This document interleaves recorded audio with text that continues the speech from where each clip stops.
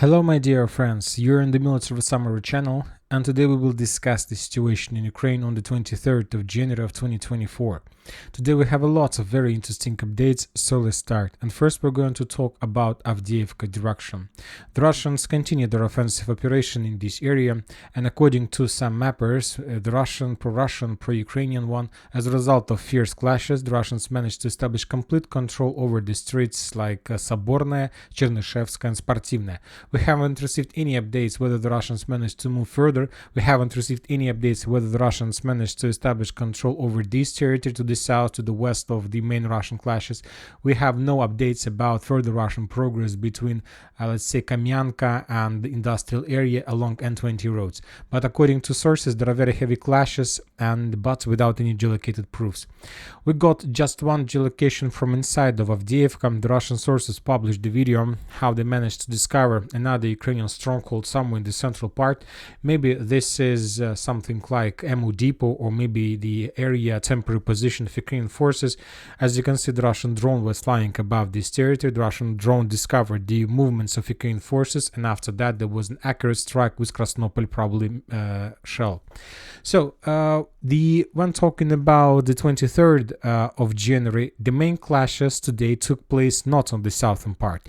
Maybe there were very heavy clashes like today, like in the morning, like yesterday or day before yesterday, but to tell the truth, during the day we haven't received a lot of updates, just few updates of the map, and that's it. So it's like one have a feeling that maybe either the Russians and the Ukrainians took a small operational pause to understand what is going on. Probably the Ukrainians realized this critical situation, and now they're trying to find a solution or another plan how to counterattack the Russian forces and how to force them to step back. The Russians probably during the previous 24 hours, previous day, realized that they managed to establish a more or less stable foothold, and now they try to find the solution how to dig in deeper and how to cut and to complete the battle for the foothold between Opytnaya and the Chernyshevskaya, Sportivnaya and Sabornaya street. I'm talking about this territory, about Cheburashka stronghold, about this territory. So now for the Russians this is the primary target, but during the day we haven't received any updates whether the Russians made any attempts to attack this territory or not. But the most important updates during the previous 24 hours we got from the northern flank of Avdiivka, from the area in the vicinity of Krasnogorovka. If you remember, during the previous days of clashes on this direction, the Russians managed to improve their positions. They were attacking in the direction of Ocheretina, and the main purpose of the Russians on this territory, on this flank of Avdiivka battle, was to establish control over this stronghold. That was the first Russian goal, and the second one was to establish control over this stronghold. These two strongholds can allow the Russians to have a very strong foothold in this area. This area allows the Russians to develop their forces in this area and then to attack, let's say, even Berdichi from the south, or to continue movements in direction of Ocheretina. But while the Russians were attacking on the south, the Ukrainians were concentrating their forces in the vicinity of this village between the railways, and during the previous day they were attacking the Russian positions along the stronghold. And as I understand, as a result of those attacks, the Russians were forced to step back. We have a few geolocations from this territory. On this video, for example, we can see how the Ukrainian forces of probably 31st Brigade, let's take a look, no, of 23rd Brigade were bombing and attacking the Russian forces in this area. That was something like a very heavy artillery preparation. The Ukrainians were bombing this territory with artillery rounds, with tank attacks, with cluster rounds. So that was a very heavy fire. That was a really powerful artillery preparation, and after that preparation the Ukrainians launched the ground operation. And now we are getting some geolocations from the Russian side. On this video, for example, we see how the Ukrainian personnel carrier arrived at the territory, how the Ukrainian infantry landed in the area, and then they started the clearing and storming operation among these trenches. So according to geolocations we have, according to confirmed geolocations we have, as a result of Ukrainian counterattack, very likely the Ukrainians managed to return control, or at least over this territory. Of course, it's nothing in comparison with the Russian progress to the south, but anyway, that attack was more or less successful, and of course the Russians were forced to use some reserves or even artillery forces to change their focus from the south to the north. And to tell the truth, that's it about the battle for Avdiivka as of 23rd of January of 2024. Now we are moving to the south in direction of Krasnogorovka, where the Russians also continue their offensive operation. We have few interesting updates, and probably the most important ones are coming from the south of Krasnogorovka. According to information we have, the Ukrainians managed to concentrate their forces to the south of Krasnogorovka to the north of Marinka, and as a result of counterattack, the Ukrainians completely restored control over this coal mine. So the Ukrainians, probably the forces of 46th Brigade, attacked somewhere along this road, and as a result of attack, the Russians were forced to step back further to the fields or even in direction of Marinka. Later, the Russians launched a series of FPV drone strikes against the Ukrainian positions, which also confirms that the Russians retreat from this territory and were forced to step back. So, and it's very difficult to understand whether the Russians made this because not like accidentally, like they lost positions, because why did they lost positions, or the Russians are no longer need this position because they managed to complete the battle for Marinka and now they're planning to move further to Georgiev. So maybe this position is no longer valuable for the Russians and they took a decision to step back to reduce the losses from their side. Very likely, because very likely the Ukrainians also don't have possibilities to control this territory, and very likely this coal mine will be turned into the gray zone at least during the next 2 days. When talking about Georgievka Marinka, we got also very important updates from the north, from this area. If you remember, a few days ago we were talking about that the Russians, as a result of another offensive operation, managed to establish control over this part of Georgievka. But today we got geolocated video how the Russian FPV drone was attacking the Ukrainian forces exactly in this area, which confirms that very likely the Ukrainians, as a result of counterattack, managed to restore their positions in the vicinity of Church. So as we can see, the Russians, when they attacked Avdiivka, they concentrated significant army, and the Russians were forced to redeploy their forces from Marinka, from the northern part of Avdiivka, maybe from other directions like Krasnogorovka coal mine. So they were concentrating the attack phase. And first of all, they were using reserves and forces around Donetsk and around Avdiivka. And that attack that gave the Russians, of course, significant results on the south. But now we see that some flanks and some Russian positions around Donetsk became weaker due to probably clashes in Avdiivka. So we'll follow the situation, because if Ukrainians continue their attacks, according to this experience, we see at least 3 positions were restored by the Ukrainians. There are chances that the Ukrainians will continue further attacks. So we need to see, and we need to wait for another 1 or 2 days to see what exactly is going to happen there. Now we are moving to Novomykhailivka. After probably 2 weeks of complete absence of any clashes on the northern flank, if you remember the last updates we got from Novomykhailivka area, where the Russians were moving from Solodka in direction of T0524 road. And as a result of those attacks, the Russians managed to establish control over more additional fields and so on. And after that, we stopped receiving any updates from this territory. But now we got update from the northeastern flank of Novomykhailivka from this area. According to information we have, during the previous few days, the Russians launched very powerful offensive operation along the fields in this direction.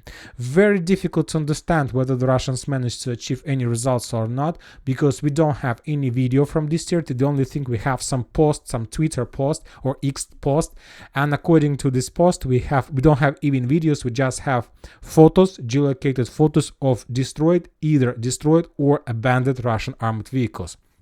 And according to the author of this post, the Russians lost 1 MTLB and abandoned 2 tanks, 1 BMP-3 and 1 MTLB. They were abandoned. So we understand, if armored vehicle was abandoned, it doesn't mean that the Russians were defeated or the Russians lost the battle. Obviously, the Russians were moving something like this on armored vehicles, and when the armored vehicles get these 3 lines, the Russians landed in this area and started declaring operation. So regarding the complete absence of any information about the progress, whether the Russians managed to achieve some results or not. We see the geolocated, let's say, places of abandoned or destroyed Russian armored vehicles, and we can see that very likely the Russians managed to establish complete control over Zviriny stronghold. So before the next video, we will update this territory and we will color this area in Russian in red, which means Russian complete control over this stronghold. So this is the only update that we received from Novomykhailivka direction.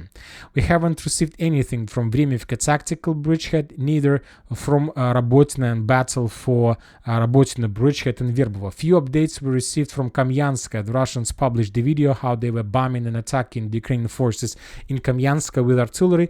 A few days ago there was a report about some progress on the ground from the Russian side, but without any geolocated videos of movements or something like this. So that's why we will bypass this territory without discussing and getting deeper inside of details. Very interesting updates are coming from Kherson direction. There are no updates about Krynki. We can say that we can forget about Krynki, as I understand. Nothing. The Russians completely moved their focus from Krynki itself to the islands and to the brushes and tree lines among the islands. The Russians are bombing this territory. Probably this is the only territory where we can find Ukrainian soldiers who are trying to keep some positions among these brushes and tree lines. But as you can see, nothing special. As we understand, the Russians managed to clear Krynki completely. Probably they're not entering this territory due to some risks or something like this. From interesting, we have just one FAB strike against another Ukrainian ammo depot or like warehouse somewhere in the vicinity of Odrada Kamyanka. For example, this is probably the first FAB strike for the previous 2 or 3 or even months, 2 or 3 weeks or even months from this city, because for some reason the Russians haven't been bombing this territory for a very long time. Probably the most important updates are coming from the Kinburn speed. The Ukrainian sources published at least 2 geolocated videos of FPV drone strikes against the Ukrainian forces that are located on Kinburn speed.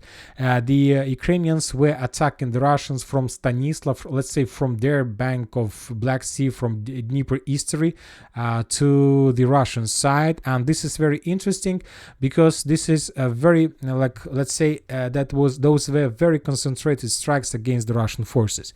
Of course, we need more data because I don't remember any updates from this territory for the previous 2 or 3 months. Maybe the last time the Ukrainians published something took place maybe in September or even in August of 2023, and now we see a few strikes, 2 strikes in a row during the previous 24 hours.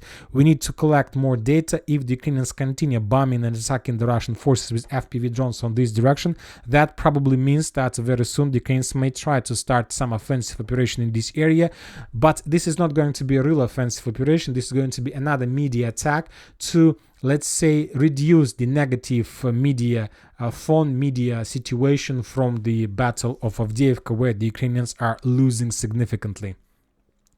Now we are moving to Bakhmut, Artyomovsk direction. We also haven't received anything about any progress either from the Russian or from the Ukrainian side. In Bogdanovka, in Popovo Forest, no changes, just the clashes along the combat line. There were no updates from Klishevka, from 2015.7 Hill, no updates from Andreevka. The only thing we got is significant number of Lancet strikes against the Ukrainian forces. And there were a lot of strikes with Lancet during the previous 24 hours that were published and geolocated by the Russians. Very likely all those strikes took place not during the previous night, but these are fresh strikes that were published just today, and with these strikes shows the concentration of Russian Lancet fire. But to understand the real concentration, of course, it's better to increase the numbers of updates since the beginning of January, which will show us complete dominance and complete superiority of the Russian forces with Lancet along Canal, along Chasov Yar, along Ivanovska. So 1, 2, 3, 4, 5, 6, 7, 8, 9, 10, 11 geolocated Lancet strikes just in this area for the previous months. Significant number, and a lot of them to the south. So we see the main concentration of Russian fire with Lancet, which means that Ukrainians try to redeploy some forces, or if from Chasov Yar to Ivanovska, to concentrate tanks, to concentrate armored vehicles, to get artillery closer to the combat Bakhmut line, but everything is waste. The Russians control the sky, the Russians control the territory above in this area, and everything that enters this triangle will be destroyed by the Russians. At least the practice and the previous experience tell us about this. So as we can see, the story in Ivanovska on this side of, let's say, canal is the same, repeats the story of Krynki. So of course canal is not Dnieper river, it's Dnieper maybe 100 times wider than this canal, but the story is almost the same. There is a small water barrier, there is a Ukrainian foothold on this side of this water barrier. The Ukrainians have a foothold in this area, and there are not so many soldiers, there are not like thousands. There are probably maybe 1,000 just for entire area from the north to the south, maybe few thousands, of course. And the Russians are storming the Ukrainians, their positions.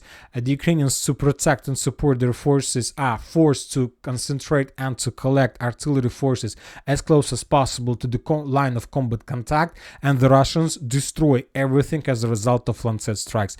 This story, once more time, completely remind me the same story in Krynki. Let's increase the numbers of updates once again since the beginning of the 1st of January, and we're gonna see the same picture. While the Ukrainians are trying to repel the Russian attack on, let's say, Krynki foothold, the Russians destroyed everything that was located behind or on the Ukrainian bank of Dnieper River with Lancet weapons. So the same story, completely the same tactics. The only difference is that Ivanovsky and Popovo Forest and Bogdanovka foothold is, of course, much bigger than Krynki, and there are more forces, but everything is the same. Few differences, of course, that affect the situation, but it doesn't change the tactics or the key approach that the Russians start using for destroying of such a bridge of bridgeheads of such a type. Now we are moving to the north in direction of Solidar direction, Siversk direction. As you can see, we have concentration of Ukrainian FPV drone strikes. Based on these FPV drone strikes, we can make projections that the Russians during the previous 24 hours were attacking the Ukrainian positions along Siversk and Donetsk river. We see the number of FPV drone strikes. We will not watch this video due to the very, let's say, terrible videos of significant losses and so on. But anyway, a significant number of armored vehicles were destroyed of the Russian forces while they were moving in the direction of Bilogorovka. And the same story to the south. The Russians tried to concentrate forces in the vicinity of Lysychansk oil refinery, and they were trying to attack, they were trying to make some reconnaissance operation in this area. So as you can see, two directions around Bilogorovka, Grigorovka, and positions of 81st Air Mobile Brigade. All of those attacks were repelled by the Ukrainians, and the Russians, at least on this direction, haven't managed to achieve any success, any results. The only video we have is another strike against the Ukrainian positions in Siversk with FABs probably, or maybe with Iskanders. Even maybe with multi-launch rocket systems, but the attack was very heavy. We haven't received anything from Liman direction. The only thing we got is the numbers of the Ministry of Defense of Russian Federation. And Kupiansk situation is the same. According to some mappers, the Russians, as a result of attack, managed to establish control over additional 3 lines on the south of Kotlarovka, Kislovka. And when talking about this configuration of the front line, that means that currently the Ukrainians appeared in some kind of operational encirclement, or they are half encircled and got appeared in, let's say, artillery pocket. Now, if the configuration of the front line is like most of the mappers show, then the Ukrainians have very big problems in this area as well. But no geolocated confirmation of such a configuration. Now we are moving to Belgorod, to probably a new front line of Russian-Ukrainian or special military operation. And according to information we have today, few independent resources reported that as a result of Russian offensive operation, the Russians crossed the border from Shebekino, entered Vovchansk region. This is Vovchansk, the capital of this region, and established control over a small village that located along the border, Pletenivka. This area was captured by the Russians. Some sources are saying that the Russians entered this village and established control over this territory just with the purpose, because this village is located on the hill, and from this position it is much more better and easier here to attack the Ukrainian positions in Vovchansk with mortars, with artillery, just to use some kind of eye positions to track and coordinate artillery forces and something like this. Other Russian sources are saying that the Russians entered this territory just like a part of reconnaissance operation, trying to understand whether the Ukrainians are able to do anything. And also these sources are saying that the main purpose of the Russians is to create, and that attack was a part of operation to create buffer zone in Kupiansk direction. And according to information we have, at least according to this source, the Russians are planning to start, and they have already started the buffer zone creation operation. And the purpose of the Russians is to create on Vovchansk direction the buffer within of 50 till 70 kilometers. For your better understanding what is 50 kilometers as buffer zone on Vovchansk direction, let's calculate first of all these 50 kilometers, and this is approximately the 50 kilometers from the border in direction of Vovchansk to the south. So if this source provides us correct information, that means that the Russians are planning to start offensive operation along Siversk and Donetsk river, also along Pechenegi reservoir, to get the city by the name of Pechenegi, and then to move to the east, to start movements to the east, and to create and to turn this territory that is currently under Ukrainian control into the let's say buffer zone. So this is possible Russian offensive operation that they have started today. Furthermore, today we got details and updates from the sources on the ground that Ukrainians on the 22nd of January announced about another evacuation from the villages and cities along the border with Russia. For now I haven't added the cities to the map. It's very difficult to understand where exactly the Ukrainians announced this evacuation. I will try to do this before the next video. So something happens here, and this operation is very logic, because we see that the Russians have some problems on Kupiansk direction, to be more precise in the vicinity of Sinkovka, and of course to ease the promotion of Russian forces there, to ease the Russian movements, it is better to start their movements from the south, exactly in direction where there are less concentrated Ukrainian forces and so on, and to attack the Ukrainian forces in Sinkovka and Kupiansk from behind. So probably this is the first stage. We haven't received any updates about any other directions of buffer zone, but another important update that you need to understand is to from one side, we understand that this might be some kind of speculation or unconfirmed update from some Russian sources that the Russians launched buffer operation or something like this. It's always good to see the facts. It's always good to rely your conclusions based on facts. And when talking about facts from Kharkiv direction, there is just one fact that we can rely on, and this is geolocations and activity and the number of activities in this area. For these purposes, we just need to increase the numbers of updates since the beginning of January, and this situation will tell for itself. Significant number of Russian artillery strikes from Udy, the cities like Udy, Казачьи лагери, Глубокое, Liptsy, Vovchansk, not just Zemlyany Yar, and many other cities, villages and towns were under very heavy Russian fire just during January. It's not like the number of updates since the beginning of the previous year. It's just for 22 days of January. Significant concentration of Russian fire, and it's not like something like attempt to waste shells because you have some shells and rounds. It's a logical step-by-step destruction of Ukrainian warehouses, positions, artillery positions, their, let's say, electronic warfare equipment, radars, and many other equipment and the military facilities on this direction, with the purpose to first to clear the territory and then to start the ground operation. And as we can see, if we summarize all these facts, we can make a conclusion. Yes, it's very likely that either the Russians have already launched their creation buffer operation, or they're going to do this in the very near future. Very interesting case took place today in Kharkiv. Of course, I'm not talking about the missile strikes that took place all over the entire Kharkiv with significant destructions of buildings and many other things. I would like to talk with you about the French volunteers or mercenaries, how you prefer. And today the Russian sources published the list of French volunteers or mercenaries that were who was lost during the Russian Iskander strike that took place somewhere in the middle of January, right? And if you remember, the Russians called even French ambassador for conversation, but French ambassador denied any connections between French authorities and French government with these volunteers or mercenaries, whatever. And that was the end of the story. But the thing is that as you can see, this list and most of these people were recognized by so it's like normal procedure. If you get somebody from ruins, you need to recognize who is here. And as you can see, around 30 people were already recognized by the local Kharkiv authorities, and there was a procedure of transferring of recognized, let's say, bodies to the official government of France, to official government, let's say, representatives for further movements to France with the planes or something like this.